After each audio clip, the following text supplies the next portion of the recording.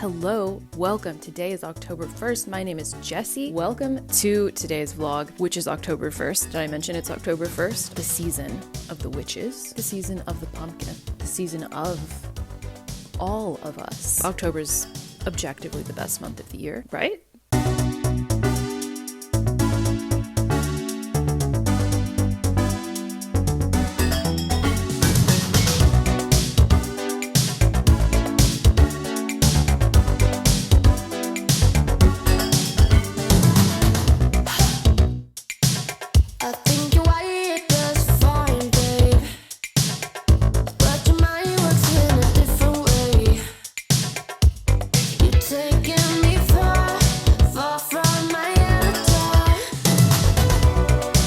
My name is Jessie. I write adult fantasy. I'm pursuing traditional publication. I'm currently working on completing my second novel, which is an adult fantasy, like I said. The setting is sort of medieval gothic. It is the perfect book to be drafting in the fall season. If you can't tell, I'm very excited that it's fall. I'm excited to be writing in fall. And also, if you can't tell, I have had coffee. What's everybody's go-to coffee drink, especially in the fall? This morning, I got up first thing, bright and early, a little too early. I got up at 6:30 and I walked to the local coffee shop. It was very cute, very excellent vibes. It's always so busy, so I've never tried to go do any writing there, but it was completely empty this morning. I guess if I had been checking it out earlier in the morning, I would have realized that the early bird gets the worm. And the worm is a peaceful environment in which to write. I came back here, I lit a candle. I lit a pumpkin spice candle. So that's all that I've got to say about October, and it was not a little. It was quite a lot. I'm sorry if I came on too strong about October, but I'm passionate about October. So I'm sure you're passionate about October. I don't know you, but you seem like you would be. Let me know in the comments. So all that to say, long-winded. Welcome to the vlog. Welcome to this passionate October vlog. Let's talk about what we're doing in today's video. This isn't just a video to wax poetic about autumn. So today we're doing a couple of things. I'm going to take you along with me as I read through everything I have written since the beginning of the year. So all the drafting, all the story development. I do not know how much I wrote this year. I think it's a lot. I'll count it up as I go and I'll show you. The reason I'm doing this is to gear up to draft from the inciting incident to the midpoint in October. So that's my goal for October. Over the course of the past 4 weeks or so, I drafted from the beginning just through the inciting incident. And I'm sitting right around 20 to 25,000 words, right around 20 to 25% of my book. You're probably wondering, what are you rereading if you only just now drafted the first 20% of your book? And that's a valid question. So what I've learned about myself over the course of this year is that foundation is everything. It can feel very frustrating, but I am not able to move forward in my story until I have a really thoroughly built out foundation and until I feel like I have the setup of my novel correct. So what I mean by that, the foundation, that is world building, which I usually create the geography of the world, the history of the world. That's the character development, the history of these characters, both their immediate personal history, but also their ancestors, which usually something that happened in the past is usually impacting what's going on in the future, both with the world and with the characters. So there's just a lot of width and breadth to discover. And historically, I have gotten very frustrated with myself because I don't understand why can't you just start with literally what happens on the page in chapter 1. When you don't understand that this is the most pivotal part of your process, you assume every part after this is going to take as much time, so it just feels like a ridiculously slow process. But what I've come to realize is that for me, the foundation and the setup is where the majority of the work and the time and energy goes, and that when I have things starting in the right way, in the right place, at the right time, with the characters being who they need to be, with me fully understanding who they are, where they're coming from, what wounding they're working through, then the rest of the story essentially becomes inevitable. I've been working on this book, this iteration of this book, for the past 2 years. Last year was mainly just about world building and character development. This year, from the start of this year, I have been attempting to start drafting the actual plot of this book, but it's been a lot of trial and error. So basically, I've had like 5 different false starts where I draft between 50 to 20,000 words of the setup, trying out, starting the characters in different places, starting with different characters, and really just trial and error. With each false start, I learn something new and then get a little bit closer and then try it again and then get a little bit closer. So with this most recent try, I feel that I have gotten it right, in the sense that I'm starting the characters in the right place. I know who they are, where they're going, and from here, the specifics might change, but I strongly feel now the characters are on the path of the story. And for the first time, I actually feel ready to move forward and execute the rest of the plot, because I feel that I have the entire story. It's like for the past 2 years, I was gathering all the pieces of the puzzle.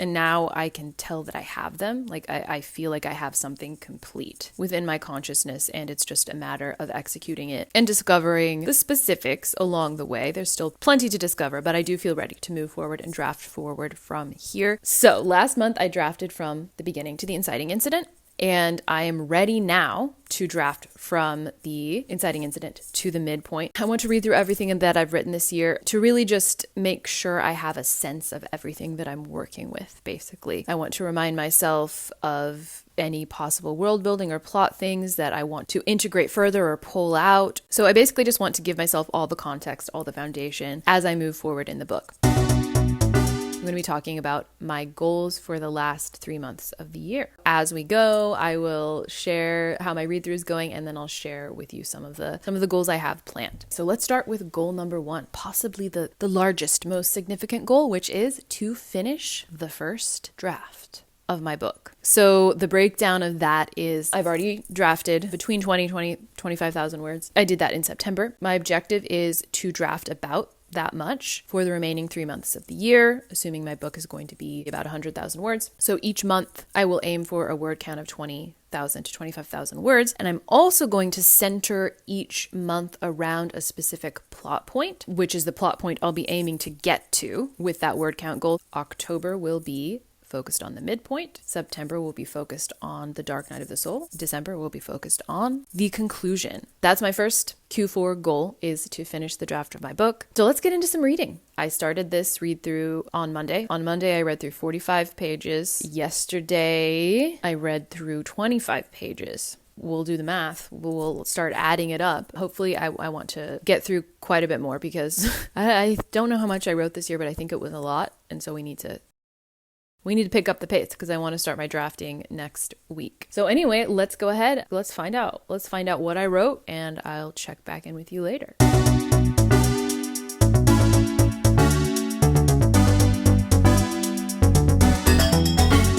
Okay, hello. It is a couple hours later, and I have been just reading my work, and I finished my coffee.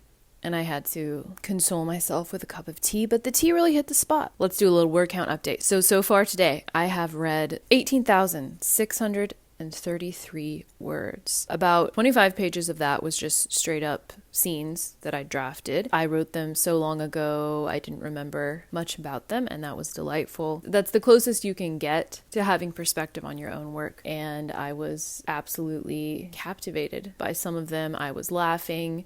Even though this doesn't seem like a funny book, it's surprisingly funny, and it's making me wonder if I should lean into the humor a little bit more. I really love dark comedy vibes. Darkness paired with comedy, but it definitely feels challenging to execute, and I think it's really important to ground the humor in your character's point of view. Like, it needs to be very distinctly of their psyche in order to be authentic and to still be able to capture the depth of their emotion, but also some humor. I don't know. I'll have to experiment with it and see if I even think it's possible, because I don't want to sacrifice any of the emotional depth and darkness of the themes by making it too lighthearted and humorous. I'll have to find the balance there. But that was the main surprise for me, was how many scenes made me laugh. When you have some distance and some perspective, it's easier to see how the big picture is kind of coming through, like the tone of the story or the bigger picture of the world that you've built. Basically, it's just been fun. And as I have been reading, I've been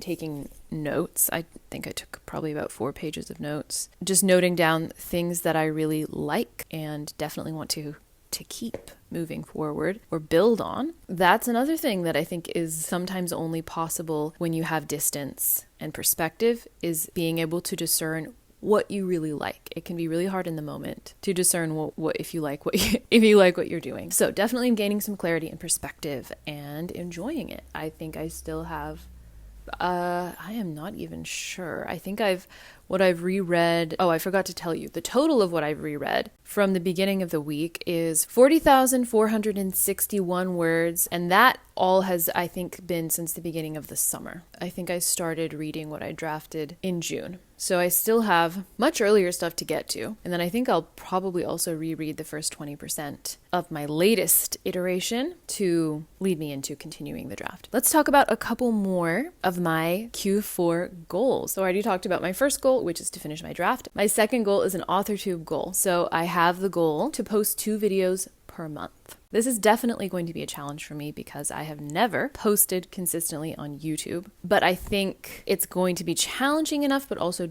doable. I think if I tried to post every week, that would probably be setting myself up for failure. But I think this one is enough of a stretch, but still achievable. And my intention with this goal is simply to establish the habit of making videos consistently, posting videos consistently, and just seeing what realistically with the other things in my life, what my pace could be. But I really just want to establish that foundational habit, and then I will be ready if I want to increase my post schedule in the new year. So my next very significant goal is an internet/social media cleanse. And for me, what that will look like will be completely cutting out the majority of internet and social media usage. So where that will show up for me most significantly is in YouTube consumption. I can waste a little too much time on YouTube. I've deleted most apps from my phone at this point, so I don't have Instagram or anything like that. So it'll just be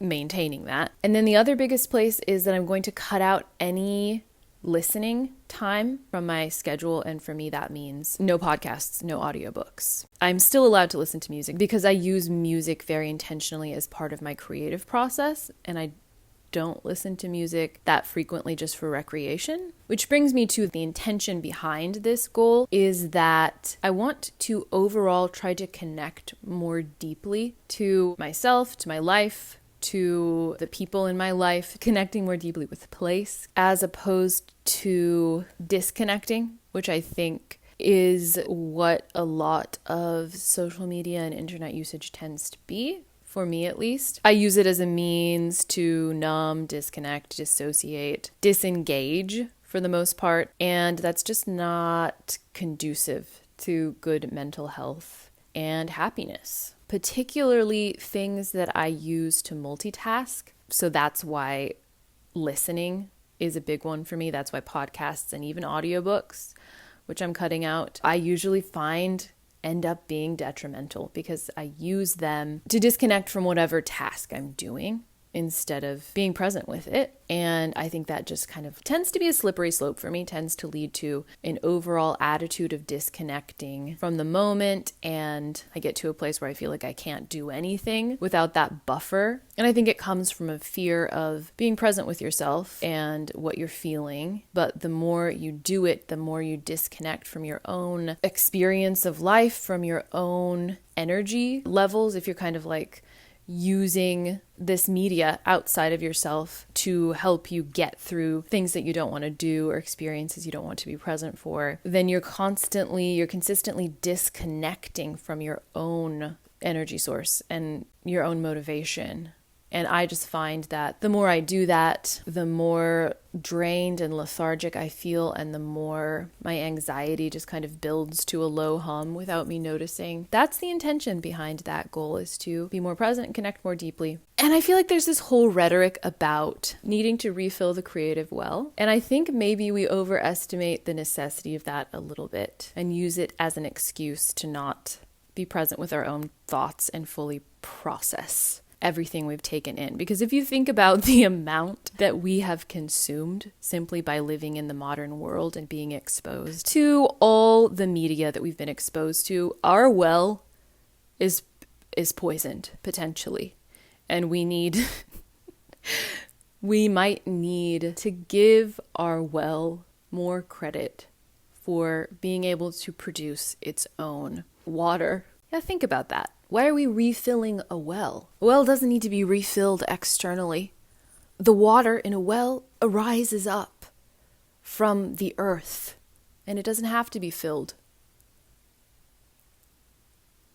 Do people say refill the well, or did I just make that up? Is it refill the cup? I think they say well, right? All that to say, I'm just curious, what will arise from the silence?